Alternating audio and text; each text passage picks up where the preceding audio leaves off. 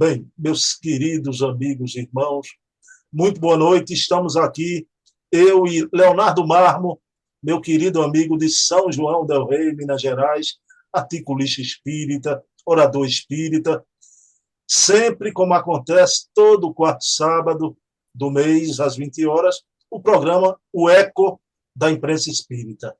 O título do programa é uma homenagem ao primeiro órgão de divulgação espírita do Brasil, o Eco da Além Túmulo, o jornal cujo fundador está aqui no meu plano de tela, o Luiz Olímpio Teles de Menezes, que é o nosso patrono, o patrono do nosso programa, porque o intuito da gente aqui é sempre trazer algo da imprensa escrita, falada ou televisada, que sai no movimento espírita. Claro que na noite de hoje, noite de Natal, a gente vai tratar do que sai nos hebdomadários, nos sites, nas revistas, as mensagens psicografadas ao longo de décadas já, sobre a mensagem de Natal, a mensagem sobre Jesus, que sempre o movimento espírita divulga. E vamos lembrar de Chico, de Divaldo, mas esse é o momento, segunda parte, o momento final do nosso programa. Na primeira parte, Marmo aqui vai debater sobre o ataque hacker ao portal Luz Espírita. Uma coisa inusitada, que eu fico pensando, Marmo, a guerra cibernética finalmente chega no espiritismo, no movimento espírita, não é? Então, vocês vão entender direitinho esse imbróglio daqui a pouquinho, mas antes, deixa eu dar boa noite a meu amigo Leonardo Marmo. Marmo, meu amigo, tudo bom? Eu errei por completo a final da Copa, mas fiquei feliz com o Lionel Messi se sagrando campeão. Tudo bom? Boa noite, meu amigo. Boa noite, Bruno. Mais uma vez, uma grande satisfação estar contigo e com os amigos que nos honram com a sua atenção. Agradeço pessoalmente a oportunidade que você tão gentilmente, tão generosamente me oferece da gente fazer esse trabalho em conjunto, eu participar do seu projeto. Obrigado, Bruno. E obrigado também aos companheiros da Casa dos Humildes, companheiros de Recife, sempre muito generosos comigo. Trabalho, o pequeno trabalho que a gente pode oferecer, né, Bruno? Mas com sinceridade, com respeito máximo à doutrina espírita, conforme a Dona Ivone do Amaral Pereira dizia no prefácio do Memória de um Suicida. Foi feito com respeito máximo à doutrina dos espíritos. Então, dentro das nossas limitações, a gente tenta contribuir. Eu agradeço muito a chance e a oportunidade que você me concede. Eu achei a Copa muito boa. Eu fazia tempo que eu não assistia uma Copa inteira desse jeito. Eu até estava assistindo menos futebol, gostei muito da Copa. Achei a Copa muito divertida, muito, muito interessante de assistir os jogos do Brasil, jogos que não eram do Brasil. Achei ela um pouco inusitada, a eliminação do Uruguai, da Alemanha. Acho que era difícil prever a própria classificação da Croácia naquele jogo contra a Bélgica, que a Bélgica, o Lukaku perdeu uns 4 gols. Mas eu errei alguns cenários que eu previ, eu errei, mas a França e a Argentina, principalmente a França, estava dentro das minhas favoritas, né? Eu achava que o Brasil era um dos favoritos, sim, a Inglaterra, que você comentou, também, mas num escalão um pouquinho abaixo. Achei que precisava ter um cruzamento dos favoritos numa chave para dar uma clareada, né? Eu previ que o Brasil chegava na semifinal, mas futebol, né? Os detalhes tiraram o Brasil.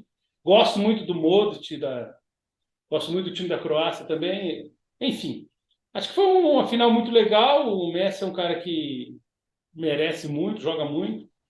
E agora é esperar 3 anos e meio para assistir outra Copa, né? Mas eu gostei muito da Copa. Desde a Copa de 2010, eu acho que eu não assisti uma Copa assim, talvez até 2006. 2010 eu assisti, mas 2006 eu acompanhei mais. Depois não acompanhei tanto 14, 18. Principalmente 14 eu não acompanhei tanto. Mas gostei muito da Copa. Achei que os catares, né? Acho que é catares que se fala, fizeram um trabalho muito bom, os estádios muito bonitos. Uma Copa bonita de se ver, Bruno. Eu gostei muito da Copa. Marmo, e você tem aí uma coisa que é maravilhosa, né? Eu, por exemplo, eu tenho duas filhas moças já, né? Com mais de 20 anos, e elas só gostam de jogo do Brasil, né? Então você não, você tem um garoto aí, deve ser uma relação fantástica, né? Assistir a Copa junto com um filhote homem, né? O Henriquinho certamente foi um dos fatores que influenciou eu assistir mais. Mas não foi só ele, não. Eu estava mais animado para acompanhar os jogos de futebol. Eu tenho assistido mais ciclismo, futebol americano, outros esportes, mas gostei muito de assistir a Copa. Que bom. Agora foi a maior final de Copa que eu já vi, viu? O jogo. Eu não sei se foi falar, a imprensa falou isso, eu achei que foi um pouco. Não, eu achei, das que eu vi. Mas Eu achei que foi induzido pelo resultado, pela emoção do resultado. foi Porque o demais. primeiro tempo estava um futebol meio fraquinho, eu achei. Mas essa Copa fez milagres, por exemplo, eu torcer pela Argentina. Jamais eu pensei, mas por causa do Messi. Ô, Marlon, eu queria só fazer uma pergunta a você. O maior jogador que eu vi jogar até hoje, meus olhos viram, eu não peguei Pelé, né? No auge não peguei Pelé. Não foi nem Maradona, foi Zico. Para mim, na minha apreciação. Agora, eu confesso a você, eu tenho que tirar o chapéu, porque eu tenho certeza que você, como eu, já acompanhei quase 100 jogos, eu acho, mais de 100 jogos de Messi ao longo de 15 anos. É o mais extraordinário jogador que meus olhos já viram. Superou o Zico, que eu admirava mais já. é difícil essas comparações, porque a gente teria que estabelecer alguns critérios na comparação, né? Uma coisa que eu acho que o Messi e o Cristiano Ronaldo também têm, que o Pelé teve muito também, é uma longevidade no mais alto nível. Isso é muito difícil. O Ronaldinho Fenômeno, não teve tanto tempo no alto nível por causa das contusões. Um jogador que eu gosto demais, você deve lembrar, Bruno, é o Van Basten. Van Basten eu achava super Era centroavante. aquela dupla Van Basten e Gullit. Rudi Gullit. Era uma Van coisa. Basten, para mim, era um cara incrível. Meio esquecido, o pessoal não fala muito dele, mas ele machucou muito cedo. Então, eu acho difícil essas comparações, porque você tem que definir alguns critérios. Né? Por exemplo, o número de gols depende da posição.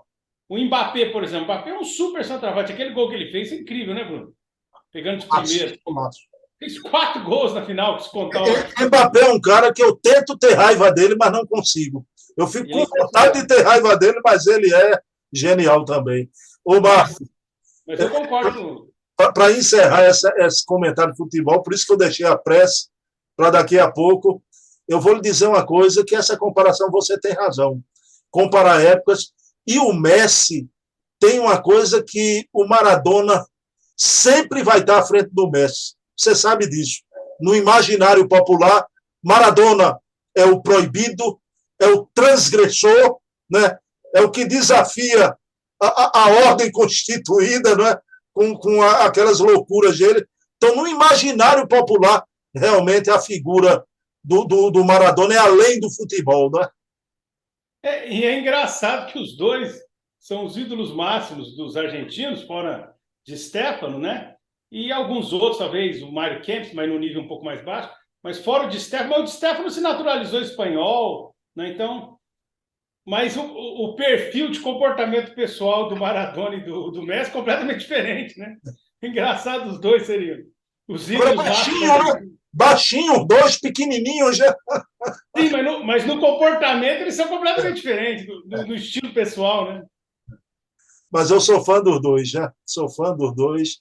Tomara que Maradona, no plano espiritual, eu acho que, por tudo que aconteceu, ele deve ter um início de vida espiritual difícil, mas tomara, Deus queira, oxalá que ele tenha já se restabelecido, venha se restabelecendo, né?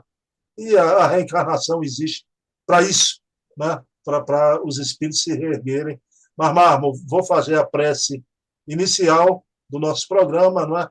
Então, vamos iniciar, vamos fazer a prece de início da nossa reunião, agradecendo a Deus, nosso Pai de bondade infinita, por mais essa oportunidade de estarmos aqui com o eco da imprensa espírita, repercutindo o que tem saído do nosso movimento espírita através dos seus sites, das suas revistas, dos seus programas, das suas lives, sempre de forma fraterna, uma conversa agradável e sem querer pautar o movimento espírita, apenas dando a nossa humilde opinião em forma de reflexão. Então, pedindo permissão a Jesus, a quem tudo devemos, iniciamos o nosso programa da noite de hoje. Meu querido Leonardo Marmo, eu vou compartilhar minha tela para o pessoal que não sabe, muita gente não sabe, Marmo, ainda do que aconteceu, né?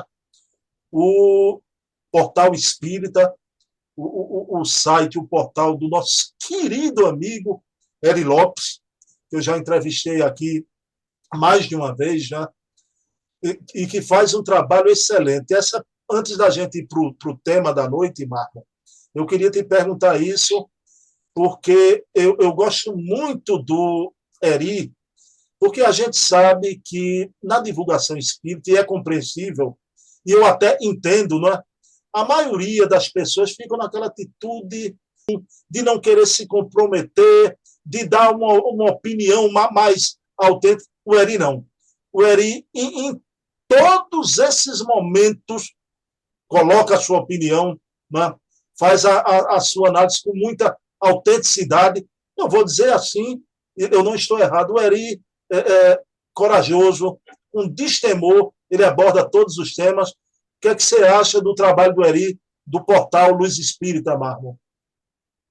Eu acho, concordo com tudo que você falou, acho um trabalho excelente.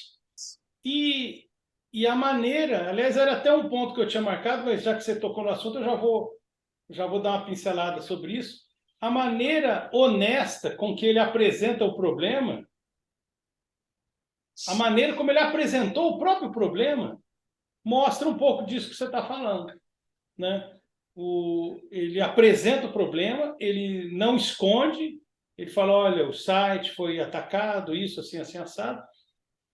E ele conta a narrativa e descreve a narrativa, o que é excelente, porque é um alerta para todos nós, espíritas, que estamos caminhando para um trabalho cada vez mais intenso na internet. O movimento espírita, digamos, virtual, tem crescido cada vez mais. Acredito que é uma tendência que não tenha volta mais, pelo próprio rumo do progresso da tecnologia, da comunicação no nosso mundo. Então, acredito que é um caminho sem volta, acentuado pela pandemia, inclusive.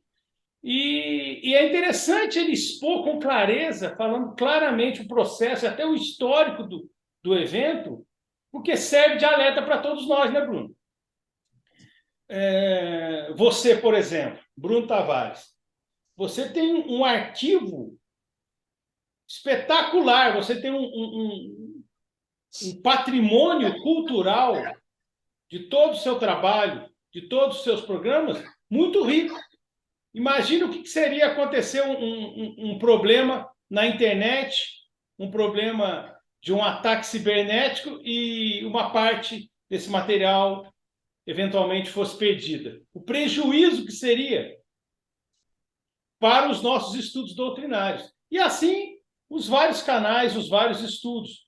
Hoje em dia, a gente precisa pensar em segurança em termos de internet, em segurança cibernética, porque até no programa anterior, né, Bruno, a gente falou, eu, por exemplo, comentei que eu não gosto muito daquela história de que Silvino Canuto Abreu guardou os documentos históricos por tanto tempo e fica aquela coisa guardada. A internet democratiza, disponibiliza, facilita o acesso, mas nós podemos perder esse material.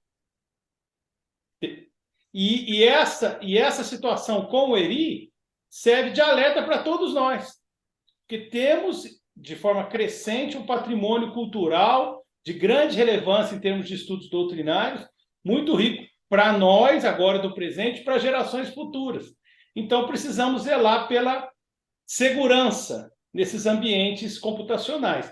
E eu acho que o fato do Eri expor com tranquilidade, com honestidade, o problema que atingiu o site, que ele é o responsável, é um alerta para todos nós que trabalhamos no movimento espírita e que também atuamos dentro do movimento espírita via internet, para que a gente tome cuidado para que problemas maiores no futuro não aconteçam conosco. E você colocou muito bem, o Eli é muito transparente, ele é muito direto, muito sincero, então ele trata com elegância todos os temas e com bastante objetividade.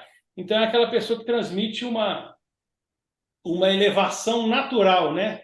Não é aquela coisa parece teatralizada que às vezes a gente vê nos ambientes religiosos em geral, né? No Eri não. O Eri ele tem aquela elevação natural, aquela naturalidade e com bastante elevação nos posicionamentos dele. Ele é claro, ele estuda, é o que você falou, ele consegue não ser água com açúcar, não fica em cima do muro em temas polêmicos, ele dá a cara a tapa e, inclusive, equacionando problemas de uma forma útil aos outros irmãos, que é o que ele fez nesse caso do ataque hacker, vamos chamar assim, né?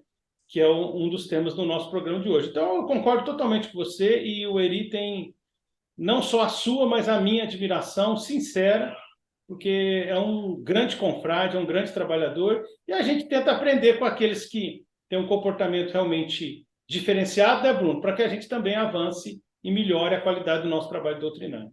E o Eri é um exemplo, pelo menos para mim, e acredito para você também, dessa atitude mais criteriosa, né, do ponto de vista evangélico, doutrinário, no comportamento do trabalho espírita. E quem conhece a história de vida de Eri, é uma história de superação, é uma coisa impressionante que Eri faz de se superar e realizar um trabalho fantástico, né? Mas eu tive com o Charles Kemp uma vez um grupelho aí, distorceu uma fala do Charles, tirou um texto fora de contexto, aquela história do Divaldo Selemarie, mas isso é café pequeno, né? Que vocês vão ver agora, quem não conhece a história do ataque hacker, foi impressionante. Agora, não é? Essas coisas sempre, graças a Deus, hoje em dia, né, tende ao tiro sair pela culatra, né? A água do hacker terminou indo pelo ralo, né? Então, isso aqui é uma forma também no nosso programa, é um presente de Natal para o hacker. Você que fez isso, né? O querido Eri está aí com não é, o trabalho dele sendo reconhecido e a gente aqui botando os pingos nos is. E que você, meu amigo, com qualquer que seja a intenção, não repita mais essas coisas, né? Então, trazer a guerra cibernética por causa da tua opinião, porque como a gente vai ver, alguém que tem uma opinião para ter uma intervenção como fez, né? Pessoal, eu vou compartilhar aqui, Mármore, a tela, a nossa tela aqui do nosso programa. Pronto, está aparecendo aí tudo direitinho, né, Mármore? Agora sim. Então vamos lá. Está aí a postagem. Ataque hacker ao portal Luz Espírita interfere artificialmente no resultado da nossa enquete sobre o caso A Gênese. O caso rumoroso que o movimento espírita acompanhou. Houve adulteração, não houve adulteração. O querido Eri fez uma enquete ao longo já de mais de ano, não é? E vocês vão ver o que é que aconteceu, né? Ataque hacker contra o portal Luz Espírita. Interferência indevida na pesquisa do caso A Gênese, né? Então, vamos lá. Isso é muito recente, por isso que eu conversei com o Mármore. Eu fui atrás do Mármore. Mármore, tem uma coisa aí que eu acho que dava um programa bom para você fazer seus comentários, a gente trocar uma ideia. Então, no dia 8 de dezembro, fomos alertados por um confrade sobre uma mudança significativa no resultado da enquete disponibilizada ao final da página dedicada ao caso A Gênese. O percentual apresentado para o voto dos adeptos à proposta da adulteração era o maior desde que a enquete foi lançada, significativamente superior ao da última apuração. Ficamos desconfiados de uma possível manipulação nos votos, pois na semana anterior havíamos sofrido o ataque de um hacker em outra página do portal, visando destruir o nosso conteúdo. Investigamos o comportamento anômalo na enquete e trazemos aqui a história completa. Vejam bem que já tinha havido um ataque em outra página do portal, né? O primeiro ataque foi a página de cadastro das casas espíritas. Nosso portal possui uma página dedicada ao cadastro de casas espíritas.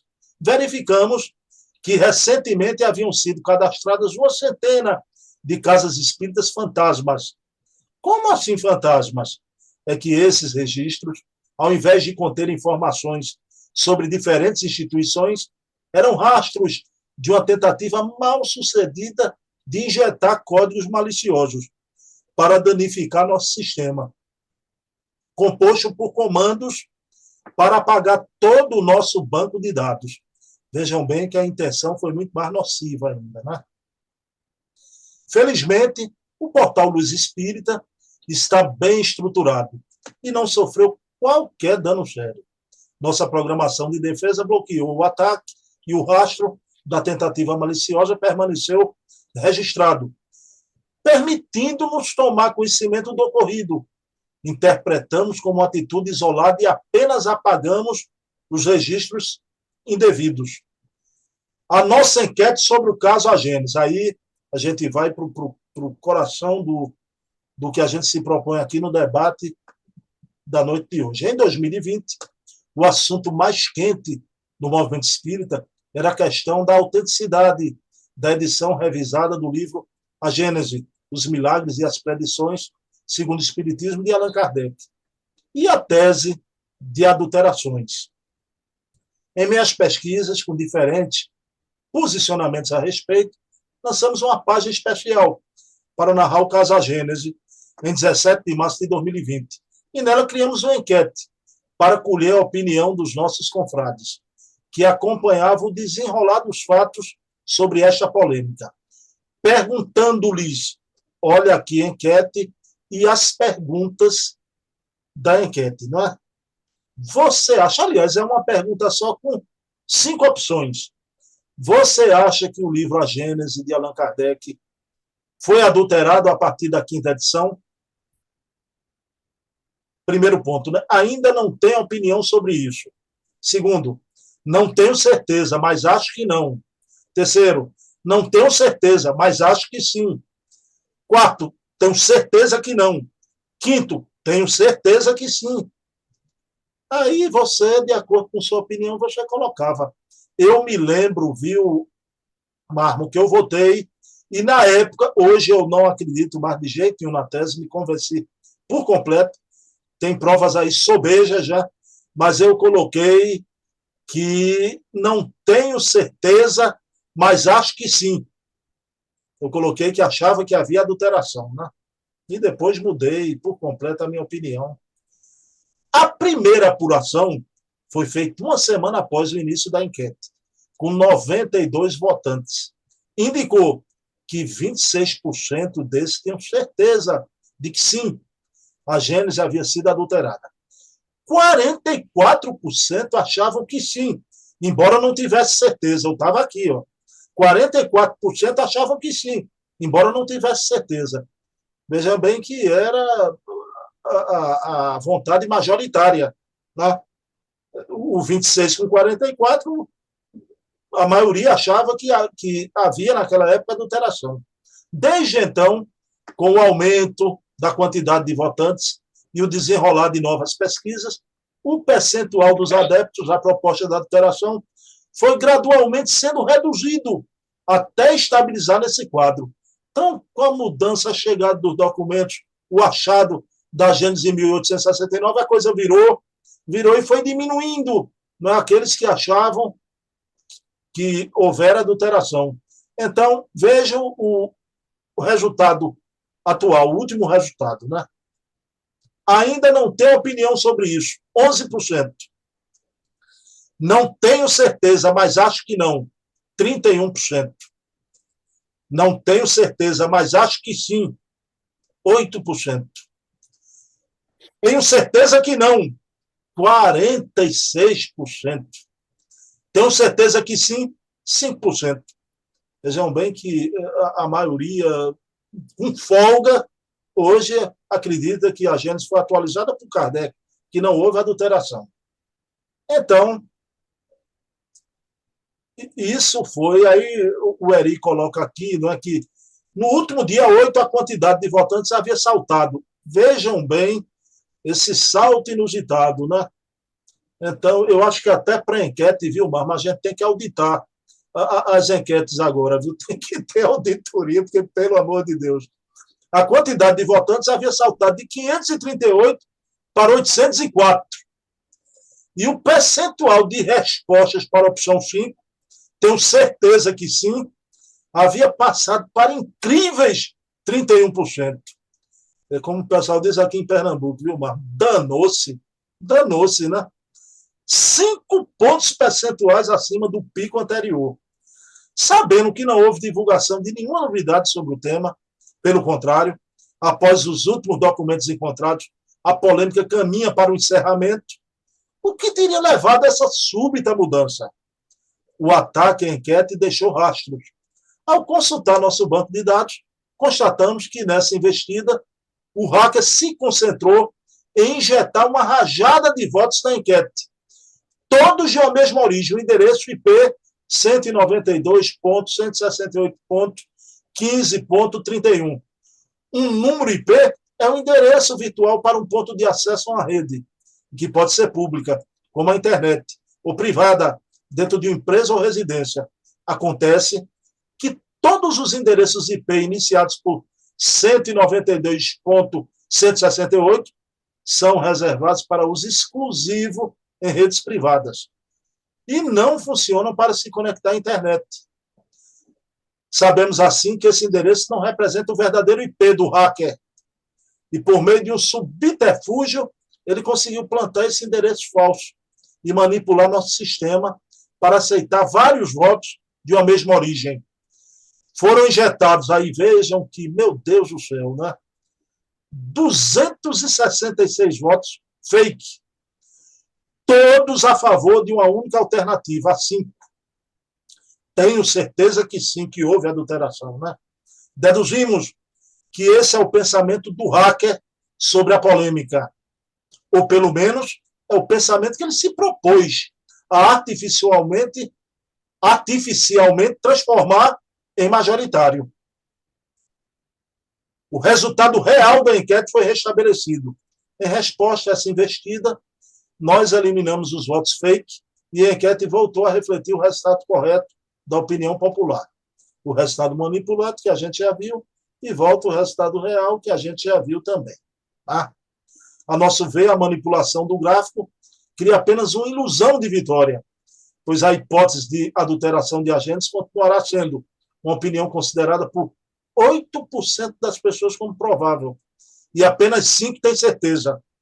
Mesmo no cenário fake, se somarmos os não, obtemos 52%, enquanto os sim ficam atrás com 39%. A percepção das pessoas hoje, segundo a enquete, é a seguinte: a maioria, quase metade dos votantes, tem certeza de que a Gênesis foi atualizada por Kardec.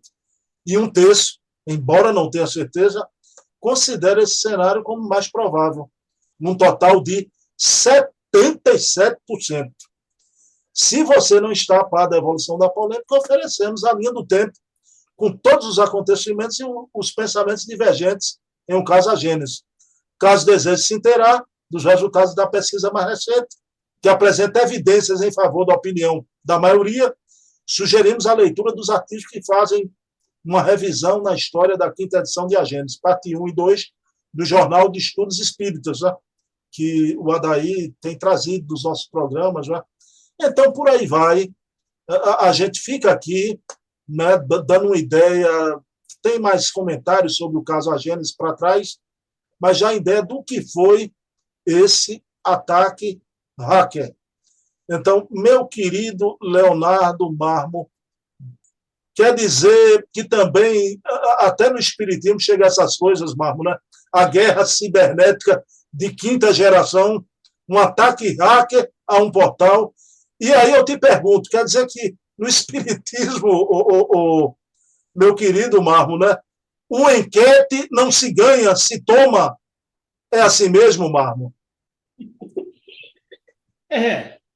Eu acho que nós vivemos num mundo de provas e expiações, em vias, né, de se tornar um mundo de regeneração, em processo, mas podemos dizer ainda em provas e expiações. Já tem alguns confrades que já estão falando assim, já estamos mais lá do que cá, né? Mas estamos nessa transição. Em princípio, estaríamos mais como provas e expiações. Alguns confrades já falam que a gente já está começando, mas é um processo muito lento e gradual essa transição. E o que nós sabemos de mundo de provas e expiações é que predomina o mal. E o movimento espírita pode ser uma proposta superior, uma proposta que contribui para o avanço da humanidade do ponto de vista intelecto, moral, espiritual de uma forma geral, mas não sendo a única, mas é uma proposta de vanguarda dentro do que a gente tem no planeta. Mas isso não altera a essência do que nós somos, nem nós espíritas. Uma coisa é o espiritismo, outra coisa somos nós espíritas. Então, nós não podemos tirar os pés do chão. Precisamos ser realistas no mundo que nós vivemos. A doutrina espírita não vem criar indivíduos alienados, como se a gente estivesse no mundo paralelo, vivendo em Nárnia, igual alguns brincam, né? Na Terra-média do Senhor dos Anéis. Não. O espiritismo tem que nos fazer aceitar integralmente a nossa realidade, expandindo o entendimento da própria realidade, porque desvelando a nossa essência espiritual. Mas o Espiritismo não nos faz alienados, muito pelo contrário. Eles nos propõem assumir integralmente a realidade e sermos um ser efetivo dentro da realidade do mundo que nós vivenciamos. E a realidade é que isso faz parte do mundo. Eu lembro, Bruno, uma vez eu fui num encontro, um encontro grande, um desses grandes, dos maiores encontros espíritas que nós temos no país. E eu lembro que alguns companheiros ficaram meio assim chocados, porque havia recomendação para você cuidar da mala, para evitar furtos. Aí o pessoal falou assim, mas no encontro espírita, estamos no planeta Terra, estamos no Brasil, existem essas coisas. Então, acho que esse é o primeiro ponto, né, Bruno? Serve de alerta. Não podemos achar que, por sermos um movimento espírita, estamos isentos dos problemas. E, obviamente, nós que temos alguma experiência, né, Bruno, algumas décadas de trabalho no movimento espírita, nós sabemos das falhas humanas, dos erros pessoais, das brigas, das disputas, das picuinhas, que são inerentes ao ser humano. Então, não vamos ter falsas hipóteses a respeito do nível de evolução médio do espírita, em geral, o nível moral do espírita. Em princípio, temos uma doutrina que promoveria o nosso avanço, mas isso não quer dizer que necessariamente estamos acima da evolução média do ser humano, principalmente no aspecto moral. Claro que o Espiritismo nos traz contribuições no entendimento intelectual da própria realidade, mas isso não quer dizer que moralmente nós tenhamos um comportamento moral. É para ter, é para termos, mas a gente não sabe o histórico desse espírito e a gente não sabe qual é o nível de espiritismo que aquela pessoa que se diz espírita tem. É uma coisa interessante. Nós não temos um ritual de passagem, o batismo, não recebemos um diploma de espírita. Então, quando é que você se torna espírita? Quando você fala, eu sou espírita. É você que define o seu critério para se autodeterminar como espírita. E cada um tem um nível de compreensão e de critério para fazer essa autoavaliação. E tem pessoas que também, do mesmo jeito que se tornam espírita hoje, semana que vem já deixam de ser. Não tem seriedade nenhuma, nem para se tornar, nem para deixar de ser. Então, o fato de ser um trabalho espírita ou sermos espírita não quer dizer que somos melhores. E o fato de estarmos comprometidos ao movimento espírita não quer dizer que não tenhamos um problema típico das nossas falhas morais enquanto seres humanos da Terra. Então, esse é o primeiro ponto. Vamos encarar com a maior naturalidade isso. Às vezes a gente se choca, mas temos que aceitar essa realidade, principalmente agora que o movimento espírita está crescendo mais e mais em termos de número de adeptos, não é? Então, você aumenta o número de adeptos e problemas maiores vão acontecer, porque o nível de comprometimento, identificação e e sinceridade nesse compromisso com a ideia espírita vai ser cada vez mais variável dentro desse grupo que se chama espírita, né? Esse é o ponto. Esse é o primeiro ponto, Bruno. Posso já encaminhar um segundo, que eu acho que é... Tranquilo, eu tomei muito tempo na apresentação, hoje você fala mais, Marco. Então, um segundo ponto, aí eu também te dou mais margem para você trabalhar. O segundo ponto é o seguinte, é uma discussão que a gente tem que se fazer. Esse hacker é espírita ou não é espírita? Pois é uma questão interessante.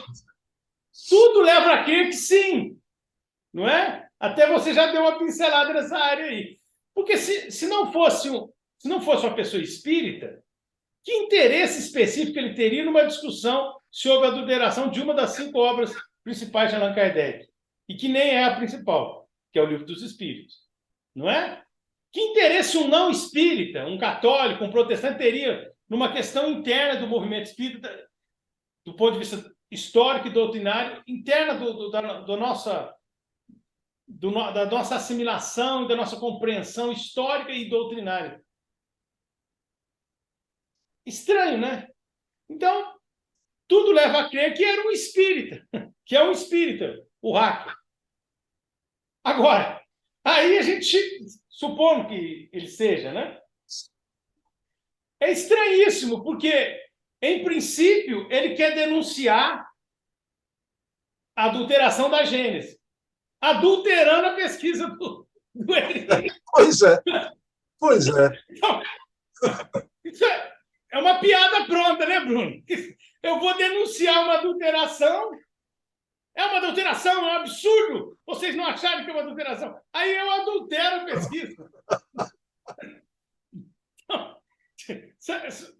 Eu não sei se é para rir ou se é para chorar. Entendeu? Então é um negócio meio engraçado. Eu não sei se é uma brincadeira de mau gosto, é um espírito zombeteiro, ou se é uma coisa séria. Porque como é que você adultera uma pesquisa para denunciar uma adulteração? Adulteração é uma coisa errada, não é uma coisa... Você não está indignado com a adulteração, supondo que, pelo que tudo leva a crer, ele defende esse companheiro, esse confrade misterioso, que seria o hacker, ele defenderia que houve adulteração e quer explicitar isso, quer chamar atenção, quer chocar de alguma forma não muito lícita, mas ok. Mas aí ele adultera a pesquisa.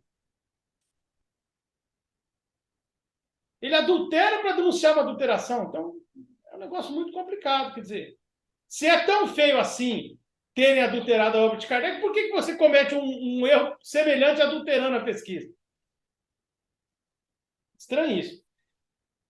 Bom, então, aí a pessoa poderia falar, mas então qual é o caminho? O caminho é o caminho de todos nós. Estudo, argumentação, persuasão legítima, com base na racionalidade. A nossa proposta é a fé raciocinada. Nós temos que lembrar o seguinte: maioria não é critério de verdade. Perfeito. Em algumas situações, Perfeito. nós consultamos os companheiros e, às vezes, um grupo, a maioria, um consenso, pode dar uma sinalização, mas não é critério de verdade. Só para a gente deixar isso bem claro, se maioria fosse critério de verdade, isso significaria que, em princípio, o espiritismo é falso. Por quê? Perfeito. Perfeito. Quantos por cento da população é espírita?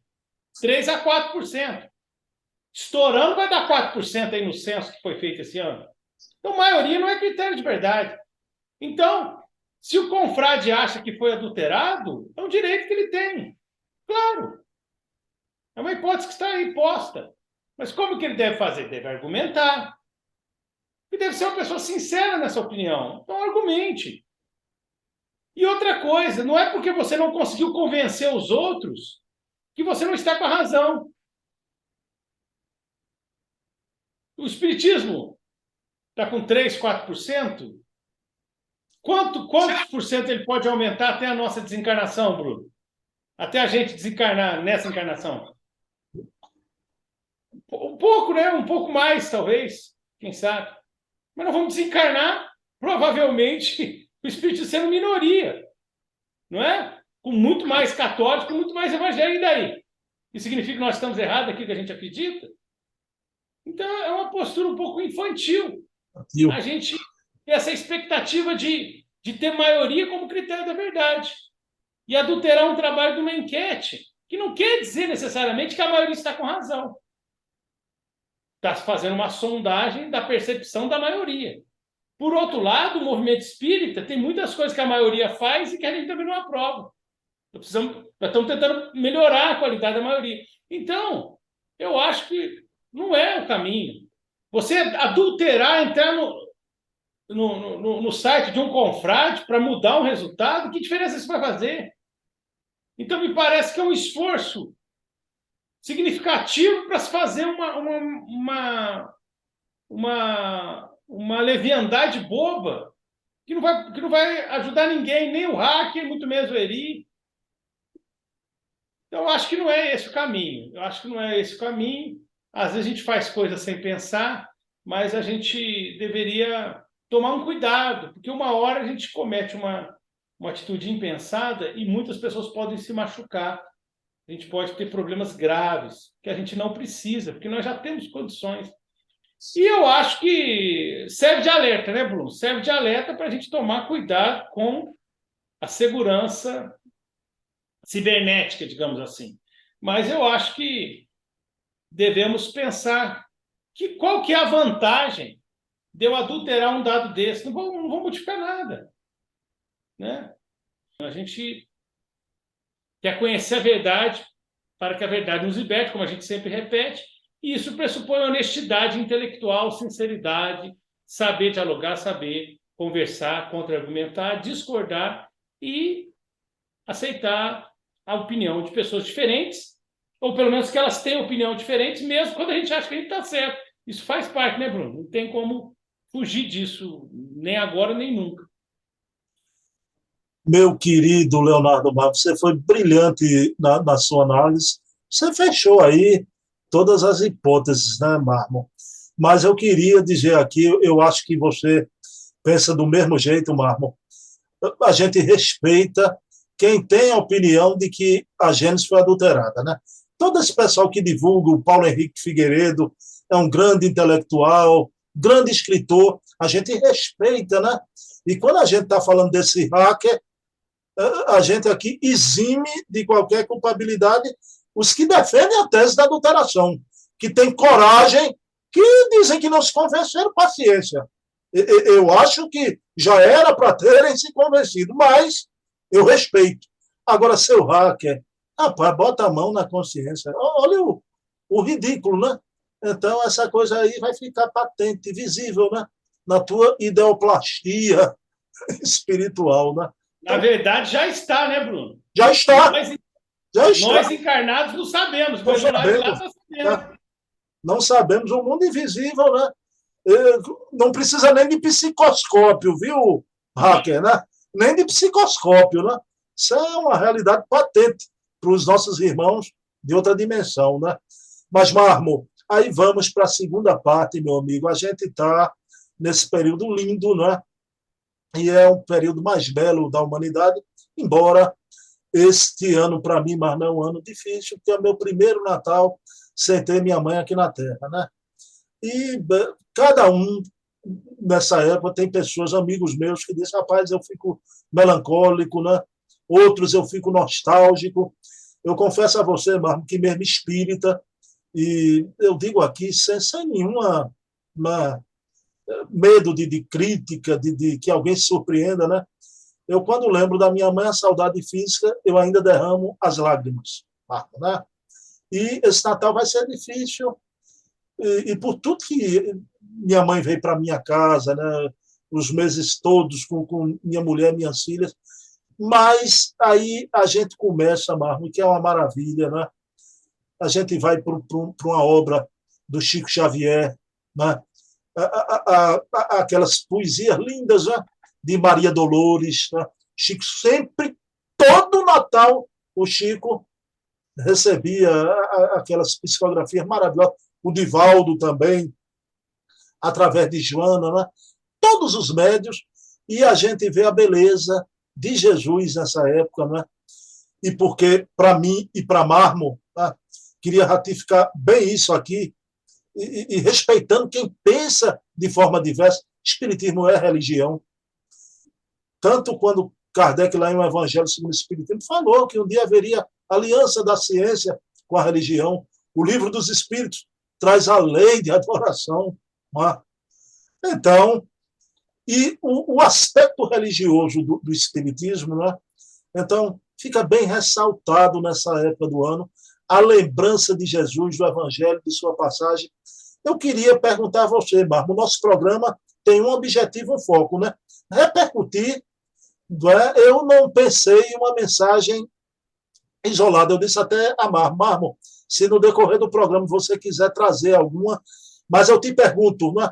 É muito importante nessa época de Natal, tanto que, como eu falei, o Chico, o Divaldo, né?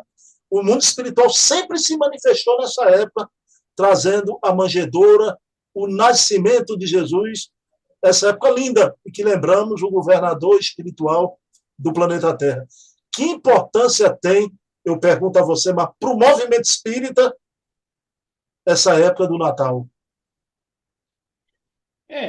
A gente pode abordar a questão sob dois ângulos, né? O primeiro tem a ver com a nossa rotina, né? O nosso modus vivendi, né? Então, o nascimento de Jesus é comemorado em 25 de dezembro.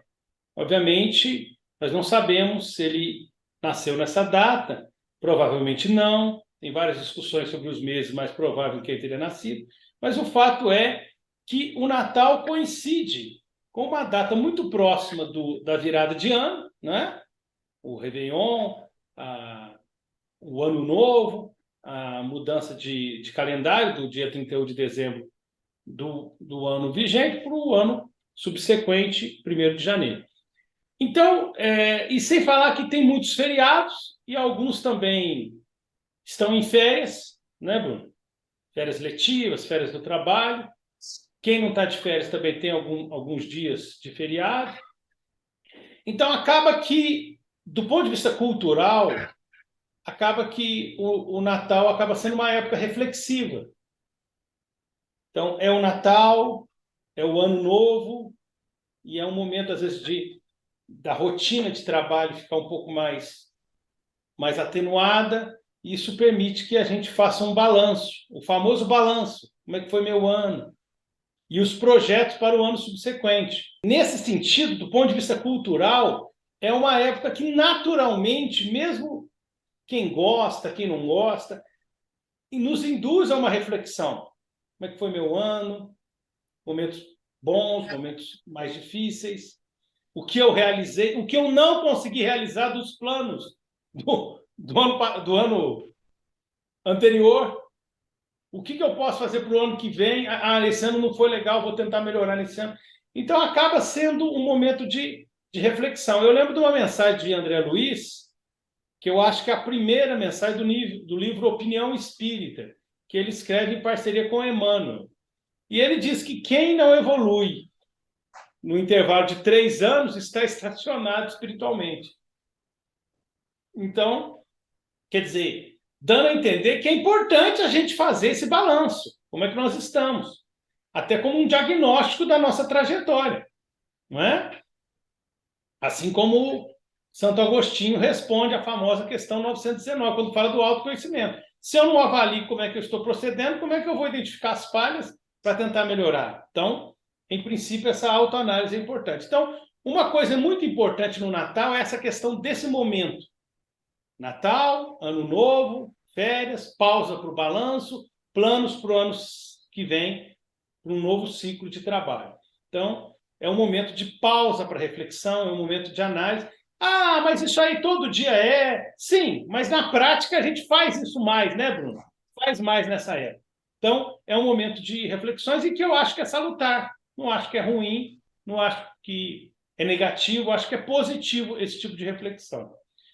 Agora, do ponto de vista de Jesus mesmo, da figura de Jesus, que é um outro aspecto que a gente pode discutir, né, que na verdade, é a questão fundamental, a gente não pode esquecer que em O Livro dos Espíritos, na questão 625, os espíritos caracterizaram Jesus como o ser mais perfeito que Deus ofereceu para servir de modelo, exemplo e de guia, de protetor espiritual.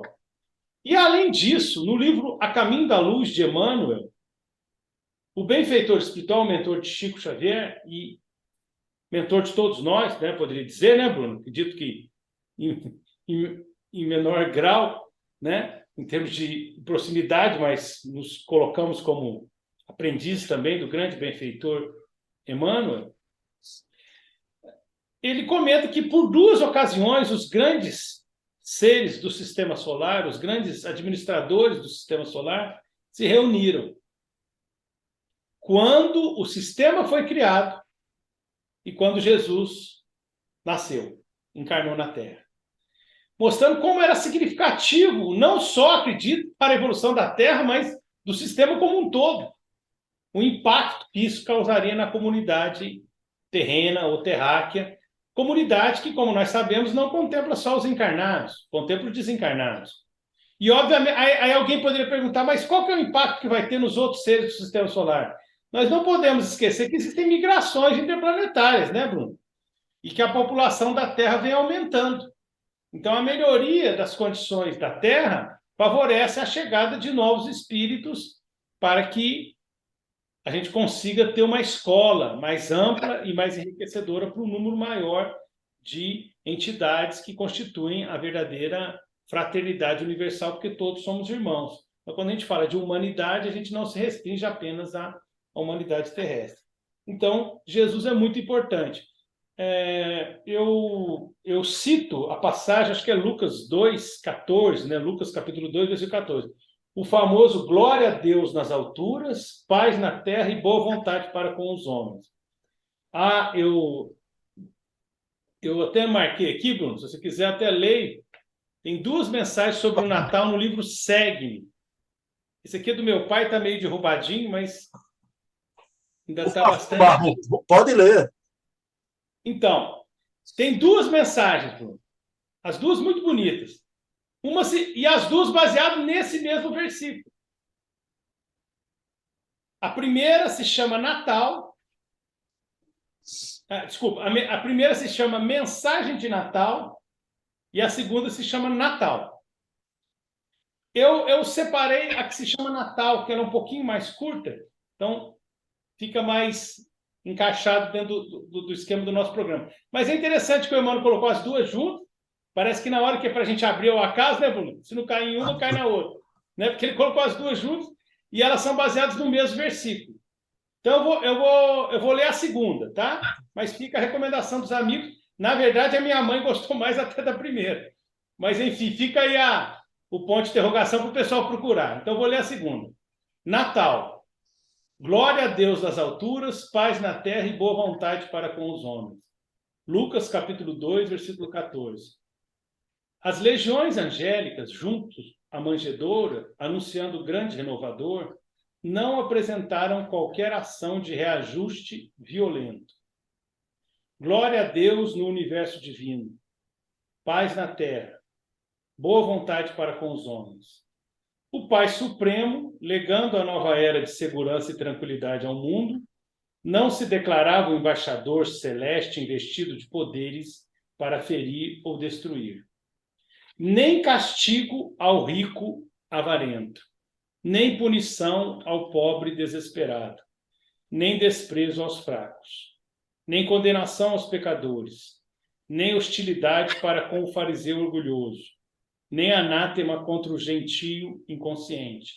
Derramava-se o tesouro divino pelas mãos de Jesus para o serviço da boa vontade.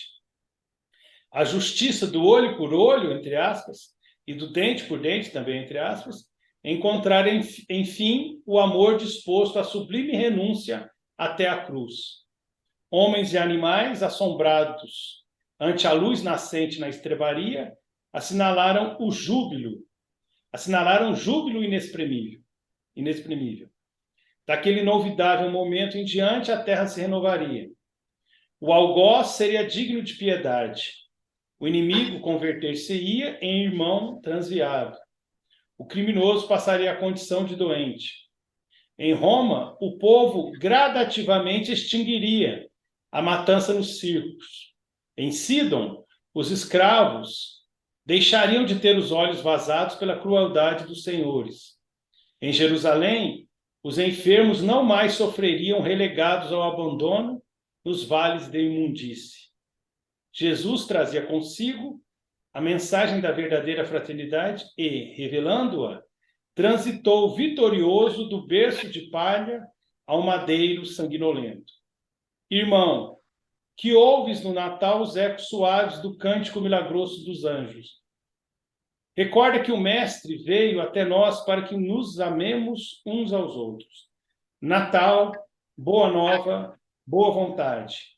Estendamos a simpatia a todos e comecemos a viver realmente com Jesus, sob os esplendores de um novo dia. Belíssima, meu amigo. Que mensagem linda, linda, linda. O meu querido Leonardo Mar, veja como muda, né?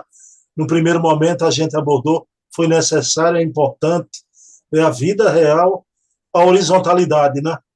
A horizontalidade de um ataque hacker, e nesse momento você traz para a gente a verticalidade, né? Então, é religar, sim, e a doutrina espírita faculta essa religação, me perdoem, como nenhuma outra doutrina. É a mais extraordinária doutrina dos tempos modernos, porque é ciência, porque é filosofia e porque é religião. Marmo, que fecho de ouro do nosso programa da noite de hoje. Eu vou pedir para você fazer uma prece, mas antes uma pergunta, Marmo, né? Para os nossos amigos. Você se encontra agora em São João del Rei, não, né? Não, estou em Três Corações. Pessoal, então, o querido Leonardo Marmo se encontra em Três Corações, na casa, no lar paterno, né? Então, cidade desse monstro sagrado, Edson Arantes do Nascimento, que está passando por um tratamento, uma situação gravíssima, tratamento de câncer, né? Fica aqui também nossa homenagem a este gênio, um homem negro, que, segundo Richard Simonetti, ele veio com uma missão, não era no campo da espiritualidade, mas uma tarefa espiritual na delicada questão dos preconceitos raciais, né? Então, e Pelé, esse gênio do futebol, receba também, nessa noite de Natal, nossa lembrança e nossa homenagem, né? Meu irmãozão, brigadão por tudo, viu? Por esses anos já de programa, Marmo. E vou dizer uma coisa aqui, não é uma constatação, né? Você falando no início, Bruno, eu dando uma pequena contribuição. Pessoal, o programa com o Marmo é impressionante, porque o nosso último programa, Marmo, vai já para 400 visualizações. Tá? É o programa de maior visualização. Eu fico perguntando, Marmo. O apresentador não é, porque é o mesmo dos outros programas. É o que apresenta os outros programas. Marmo diz que não é ele, né? Embora que Marmo tenha uma facilidade, que ele já militou no movimento espírita, tanto de São Paulo um tempo, como agora o de Minas Gerais, aí escreve, né? Mas uma pitadinha, vamos deixar eu e você à parte, né? Eu acho que é a natureza da discussão também. Parece que esse foco de trazer coisa da imprensa pegou, não é, Marmo? Você pensa assim?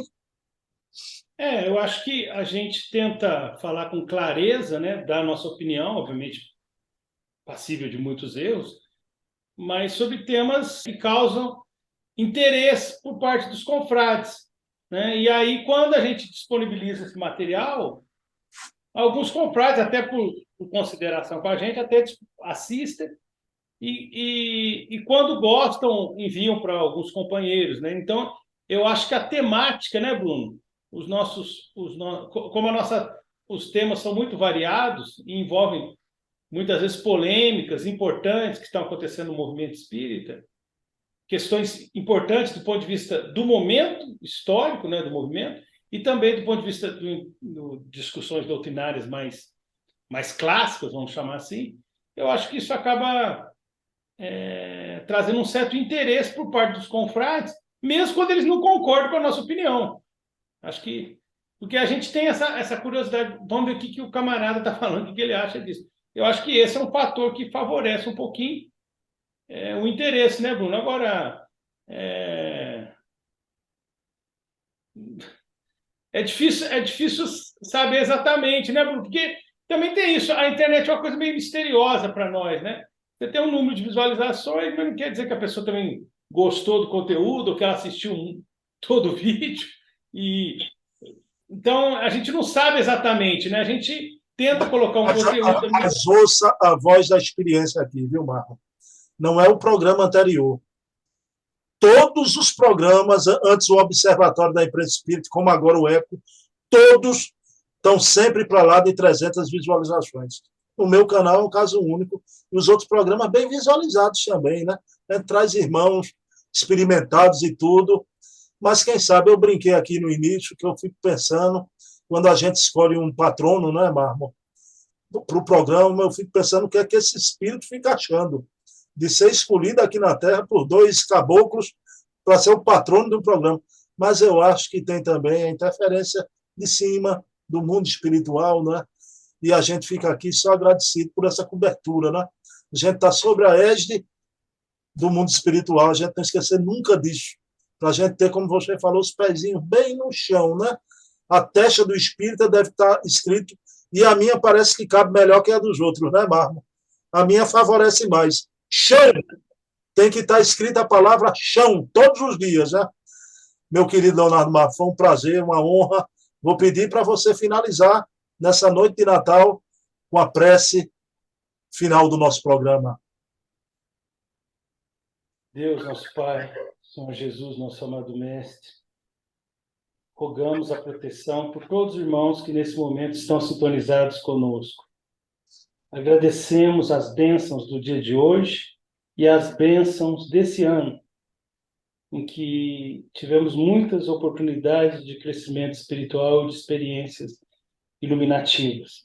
Nem sempre bem aproveitadas, mas mesmo quando não aproveitadas totalmente, que deixaram algo positivo para o nosso crescimento agora ou no futuro, quando fizermos uma reflexão mais madura sobre as próprias experiências, inclusive as negativas. Obrigado, Pai, por esse momento. Obrigado pela oportunidade. Nos auxilie para que a nossa força, a nossa determinação em contribuir com o movimento espírita, a começar da nossa própria transformação moral, cresça nesse ano novo, cresça nesse 2023, para que a gente possa fazer mais e melhor, começando por nós mesmos, mas repercutindo numa contribuição mais significativa à divulgação da doutrina espírita, que é a maior caridade que podemos fazer por essa mensagem de luz, conforme nosso mentor querido Emmanuel. Muito obrigado, Pai de amor, muito obrigado, Jesus, nosso mestre maior. Despeçam-nos em paz, que assim seja. Bem, pessoal, fica sempre o convite aqui, né? Em janeiro, né, no ano bom de 2023, a gente está aqui sempre no 4º sábado, às 20 horas, com o Eco da Imprensa Espírita. E, claro, nessa noite de Natal, esse programa de hoje eu dedico a ti, mamãe. Você está presente em nossa casa, você está presente na árvore de Natal, você está presente em nossos corações e em nossos pensamentos, manhã. Te amo mais que nunca, viu? Fica com Deus. Meu querido Leonardo Marmo, dê um abraço em teu pai, em tua mãe, e Feliz Natal para você e a tropa toda, Dona Juliana, os meninos, viu? Uma honra ser seu amigo, Leonardo Marmo, viu? Muita paz. Obrigado, Bruno. Obrigado. Feliz novo. Feliz Natal para todo mundo, para a Cessa, para as meninas, para você, para os confrades da Casa dos Humildes. Muita paz, muita luz. E estamos aí, vamos tentar fazer mais e melhor. Obrigadão, meu amigo, viu? Tudo de bom.